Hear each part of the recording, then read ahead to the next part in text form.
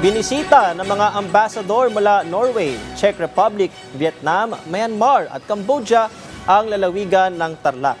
Ito ay para masaksihan ang nagagandahan, makukulay at life-size na mga Belen. Meron din mga cultural presentation. Ito po ay bahagi ng Belenismo 2024 ng Tarlac Heritage Foundation na idinaraos tuwing sasapit ang Disyembre. Kilala ang lalawigan bilang Belen Capital of the Philippines.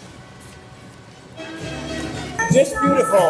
I think only in the Philippines.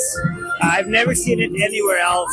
What I love most about it is not just the effort that people put in the display of the balance, but the community that comes together and the joy that is everywhere, the people getting together and just celebrating, singing, dancing. That's wonderful.